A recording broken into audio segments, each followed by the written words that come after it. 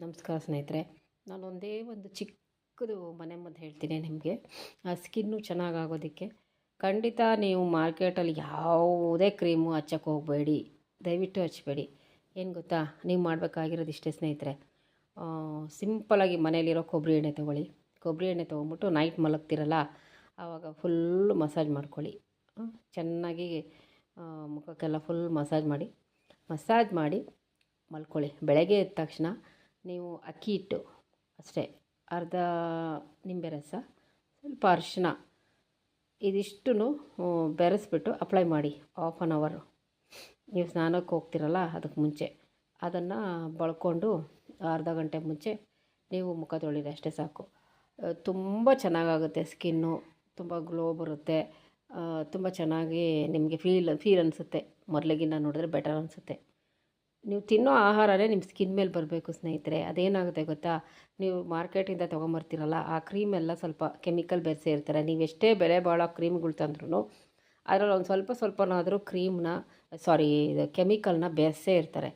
ಹಾಗಾಗಿ ಅದು ಕೆಲವ್ರಿಗೆ ಅಪ್ಲೈ ಆಗ್ತದೆ, ಇಲ್ಲ ಕೆಲವ್ರಿಗೆ ಸೆಟ್ ಆಗುತ್ತೆ, ಕೆಲವ್ರಿಗೆ ಆಗೋದೇ ಇಲ್ಲ. ಅದು ಆಪೋಸಿಟ್ ರಿಯಾಕ್ಷನ್ ಆಗುತ್ತೆ. ಹೆಂಗೆ ಅಂದರೆ, ಈಗ ಒಬ್ಬೊಬ್ರಿಗೆ ಕಡಲೆ ಹಿಟ್ಟೇ ಆಗೋಲ್ಲ, ಕಡಲೆ ಹಿಟ್ಟು ಹಾಕಿದ್ರೆ ಇಷ್ಟು ದಪ್ಪ ದಂಧೆ ಬರುತ್ತೆ. ಸ್ಕಿನ್ನ ಟೆಸ್ಟ್ ಮಾಡಿ ಕೊಡ್ತಾರೆ ಕೆಲವರು ಡಾಕ್ಟ್ರು, ಅದಕ್ಕೋಸ್ಕರನೇ.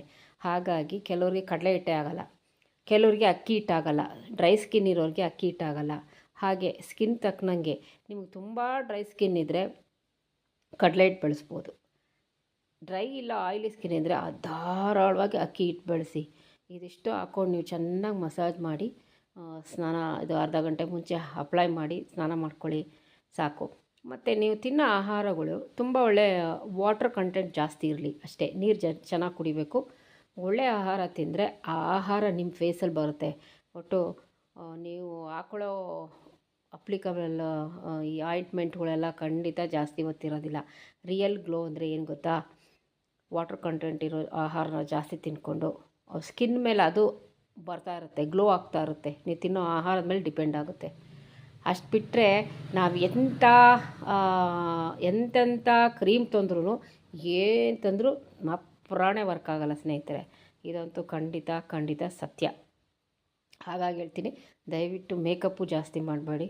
ದಯವಿಟ್ಟು ಜಾಸ್ತಿ ಇದಾಗಿರೋವಂಥದ್ದು, ಕೆಮಿಕಲ್ ಇರೋವಂಥದ್ದು ಯಾವುದು ತಂದು ಅಪ್ಲೈ ಮಾಡಿಕೊಳ್ಳೇಬೇಡಿ. ಆಗ ನೋಡಿ ನಿಮಗೇ ಗೊತ್ತಾಗುತ್ತೆ ಸ್ಕಿನ್ ಎಷ್ಟು ಚೆನ್ನಾಗಾಗುತ್ತೆ ಅಂತ. ನೀವೇ ನೋಡಿ ಮಾಡಿ ಈ ರೀತಿ, ತುಂಬ ಚೆನ್ನಾಗಿ ನಿಮಗೆ ಸ್ಕಿನ್ ಅನಿಸುತ್ತೆ. ಆವಾಗ ನಿಮ್ಗೆ ಅನಿಸುತ್ತೆ, ಹೌದಲ್ವಾ, ನಾವು ಲೋಷನ್ ಹಚ್ಚೋದೇ ಬೇಡ ಅಂತ ನಿಮಗೆ ಕ್ರಮೇಣ ಅನಿಸುತ್ತೆ. ಕೆಲವ್ರಿಗೆ ಇಷ್ಟ